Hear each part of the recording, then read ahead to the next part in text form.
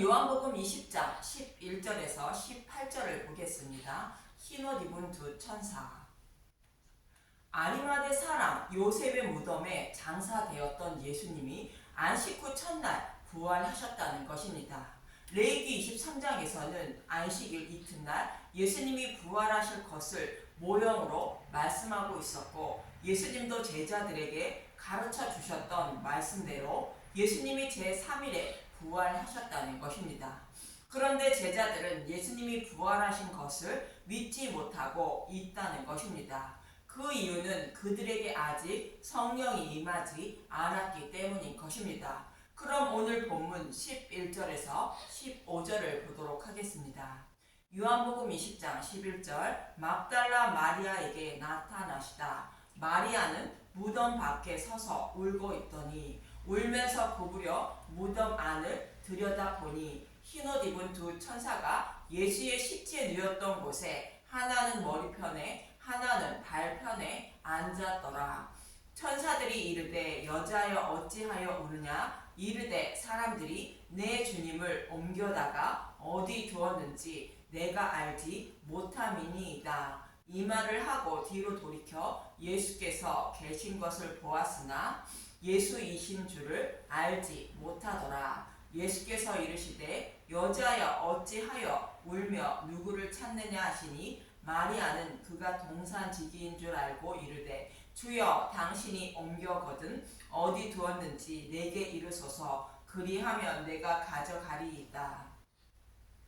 제자들처럼 마리아도 예수님이 가르쳐 주신 말씀대로 십자가에 달려 죽으시고 3일 만에 부활하신 것을 알지 못하고 예수님의 시체만 찾고 있었습니다. 그런데 흰옷 입은 두 천사가 예수의 시체에 누웠던 곳에 하나는 머리편에 하나는 발편에 앉아 있다는 것입니다. 요한복음에는 두 천사가 예수님이 부활하신 것을 전하고 있지 않으나 누가복음에는 이렇게 말하고 있습니다. 누가복음 24장 4절에서 7절을 보도록 하겠습니다. 누가복음 24장 4절. 이로 인하여 근심할 때에 문득 찬란한 옷을 입은 두 사람이 곁에 섰는지라. 여자들이 두려워 얼굴을 땅에 대니 두 사람이 이르되 어찌하여 살아 있는 자를 죽은 자 가운데서 찾느냐? 여기 계시지 않고 살아나셨느니라. 갈릴리에 계실 때에 너희에게 어떻게 말씀하셨는지를 기억하라. 이르기를 인자가 죄인의 손에 넘겨져 십자가에 못 박히고 제3일에 다시 살아나야 하리라 하셨느니라 한데, 십자가에 못 박히고 제3일에 다시 살아나야 한다고 예수님이 가르쳐 주신 말씀대로 무덤에 있던 예수님이 살아나셨다고 두 천사는 전하고 있습니다. 이러한 두 천사의 모습이 복음 전도자의 모습으로 성경에서 약속하신 말씀대로 예수님이 십자가에서 다 이루어 주셨다는 것을 전해야 하는 임무를 가진 사람들이 복음 전도자, 즉 두 증인의 모습인 것입니다. 이 두 증인의 모습을, 곧 복음 전도자의 모습을 누가복음에서는 두 천사의 모습을 통하여 잘 말씀하고 있는 것입니다. 그럼 예수의 시체 누웠던 곳에 하나는 머리편에 하나는 발편에 앉아있던 두 천사는 어떤 의미가 있는지 출애굽기 25장 17절에서 21절을 보도록 하겠습니다. 출애굽기 25장 17절. 순금으로 속죄소를 만들 때 길이는 2규빗 반, 너비는 1규빗 반이 되게 하고, 16절까지는 궤를 곧 법궤를 만드는 방법을 설명하고 있고, 17절부터는 궤를 덮을 뚜껑인 속죄소를 만드는 방법을 설명하고 있는 것입니다. 출애굽기 25장 18절. 금으로 그룹들을 속죄소 두 끝에 쳐서 만들 때 한 그룹은 이 끝에 또 한 그룹은 저 끝에 곧 속죄소 두 끝 속죄소와 한 덩이로 연결할지며, 그룹들은 그 날개를 높이 펴서 그 날개로 속죄소를 덮으며 그 얼굴을 서로 대하여 속죄소를 향하게 하고, 금으로 만든 두 그룹의 모습은 변하지 않는 믿음을 가진 하나님 백성을 상징하고 있는 것입니다. 본문에 예수의 시체 누웠던 곳에 하나는 머리편에 하나는 발편에 앉아있는 천사의 모습과 같이 만들라는 것으로 예수님이 죽으시고 부활하신 것을 직접 지켜본 자들을 말하고 있는 것입니다.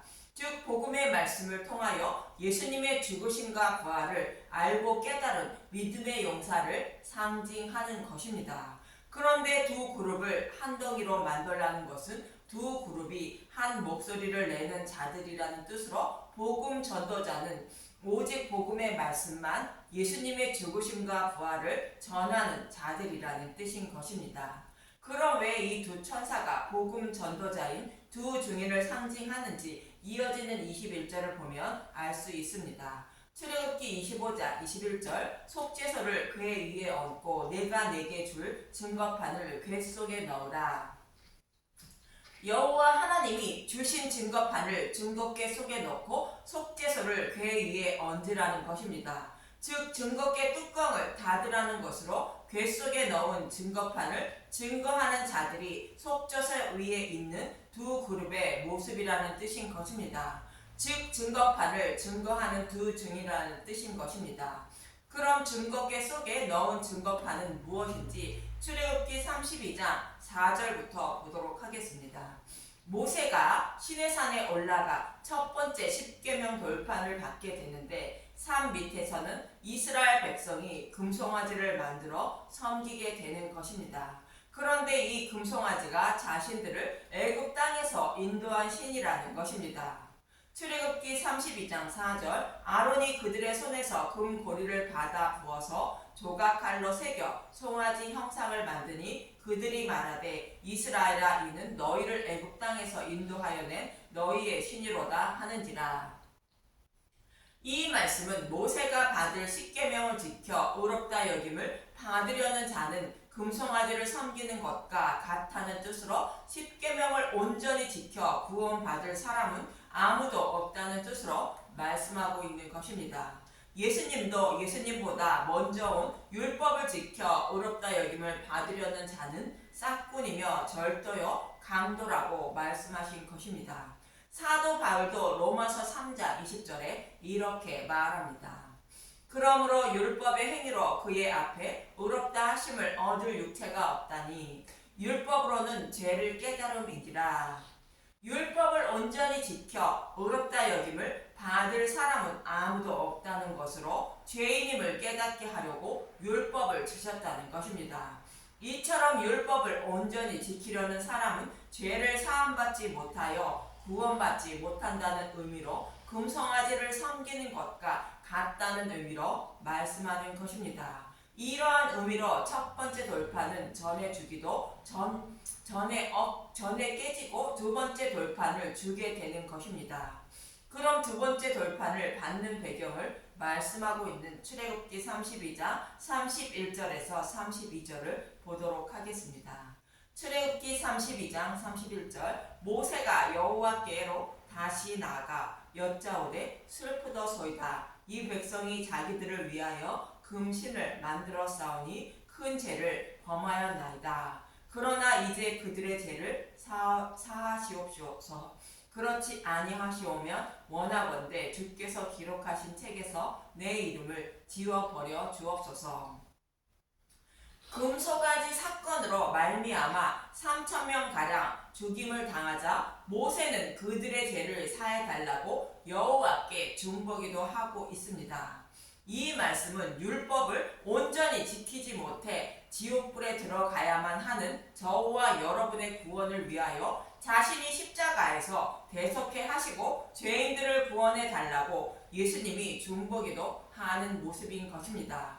그러자 하나님은 십계명을 온전히 지키게 하여 구원해 주실 방법을 알려주시게 됩니다. 모세가 율법을 온전히 지키지 못하는 죄인들을 구원하실 주의 영광을 보여달라고 청하자 출애굽기 33장 21절에서 23절에 이렇게 말씀하십니다.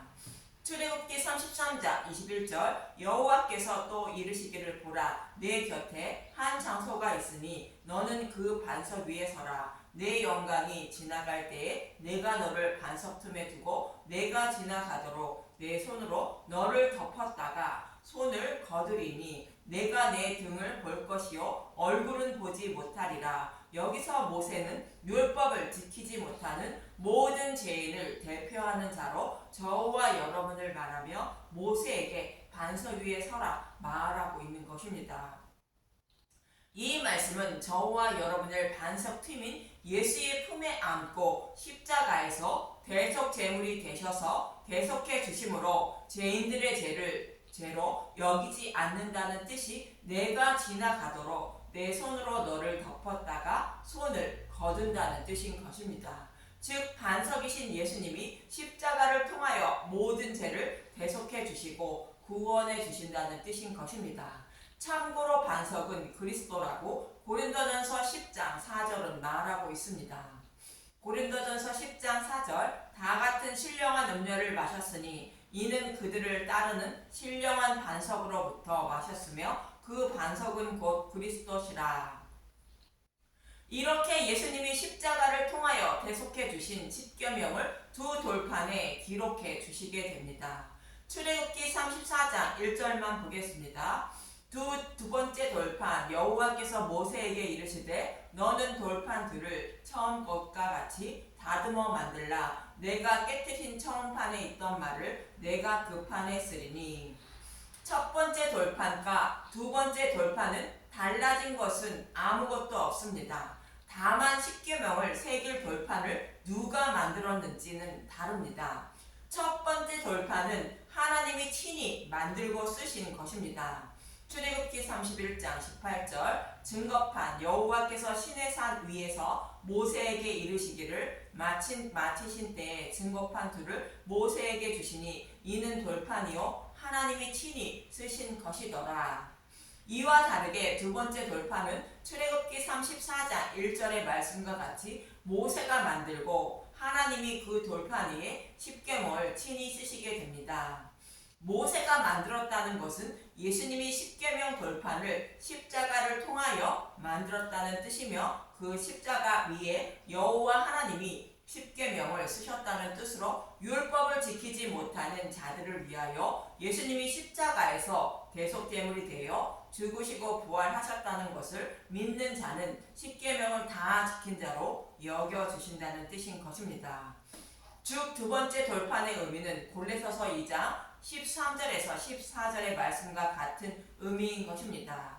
골로새서 2장 13절 또 범죄와 육체의 무할례로 죽었던 너희를 하나님이 그와 함께 살리시고 우리의 모든 죄를 사하시고 우리를 거스르고 불리하게 하는 법조문으로 쓴 증서를 지우시고 제하여 버리사 십자가에 못 박으시고. 우리에게 불리하게 하는 법조문으로 쓴 증서인 율법을 십자가에서 지우시고 제하여 버리셨다는 것으로 저와 여러분의 죄를 처벌할 법적 근거를 십자가를 통하여 없애주셨다는 뜻인 것입니다. 처벌할 법적 근거가 없으면 죄를 범해도 처벌받지 않는다는 것과 같은 의미인 것입니다. 이 말씀이 두 번째 돌판의 의미로 저와 여러분을 예수님이 품에 안고 십자가에서 대속 제물이 되어 죽으시고 지옥불의 고통도 다 받으셨다는 뜻이 두 번째 돌판의 의미인 것입니다. 그래서 예수님을 믿는 저와 여러분은 이미 예수님과 함께 지옥불의 심판을 받은 자로 하나님의 심판을 받지 않게 되었다는 뜻으로 내 손으로 너를 덮었다가 손을 거둔다고 말씀하시는 것입니다. 이것이 증거계 속에 넣은 증거판의 의미인 것입니다. 약속의 말씀대로 이러한 일을 십자가를 통하여 다 이루어 주신 것을 모두 지켜본 자가 속죄서 위에 있는 두 그룹의 모습인 것입니다. 오늘 본문에서는 예수님의 시체 뉘었던 곳에 하나는 머리편에 하나는 발편에 앉아있던 두 천사의 모습인 것입니다. 그래서 이렇게 십자가를 통하여 율법을 완전하게 해주신 두 증거판을 증거계에 넣고 뚜껑인 속죄소로 덮으라고 속죄소를 만드는 모습을 통하여 두 증인의 모습을 말씀하고 있는 것입니다. 이것을 전하는 자가 두 그룹의 모습이며 흰옷 입은 두 천사의 모습이며 두 증인의 모습인 것입니다.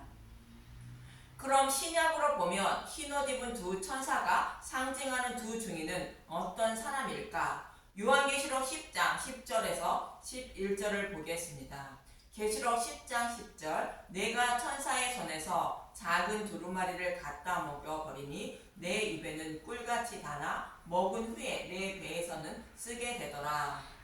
작은 두루마리 책은 성경의 말씀인 복음의 말씀을 말하고 있습니다.